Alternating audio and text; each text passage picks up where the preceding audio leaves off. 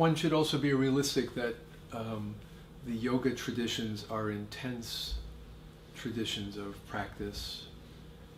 They require great effort, great deliberation. Some of the stories of famous yogis in India, they meditate for years and years and years, some living as hermits in caves, some of them performing extraordinary practices of penance.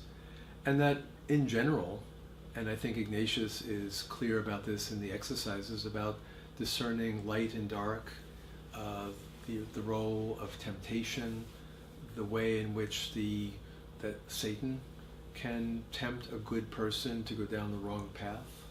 That we're not fooling around with things that are only safe, but that the path of spiritual progress has many possible wrong turns or pitfalls along the way, even in one's own tradition.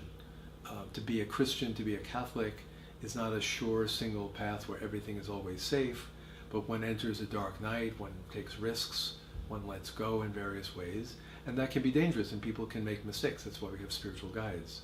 Likewise, the practice of yoga is not a simple, sure, 100% guaranteed safe thing, and that there are ways in which yoga could be distracting at times.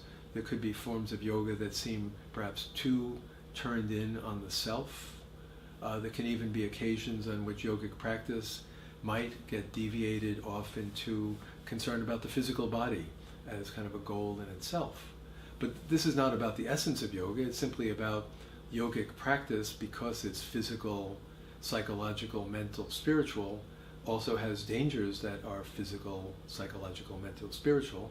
And just as in Christian prayer, all the great mystical saints have talked about watching out for temptation, watching out for delusions in prayer, in our practice of yoga, we have to keep asking ourselves, are we on the right track? Are we becoming obsessed with some minor detail that actually is not spiritual but is merely material?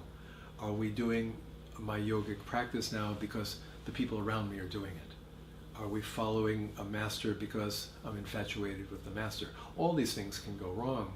But I think, again, the standard is not necessarily higher for yoga practice than other forms of Christian prayer. Be careful, pay attention, be humble, be open to correction, whatever way you're praying or practicing, and you'll do well.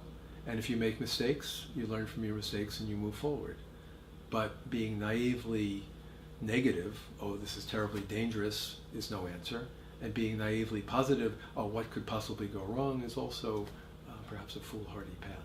Be careful, be prudent, discern.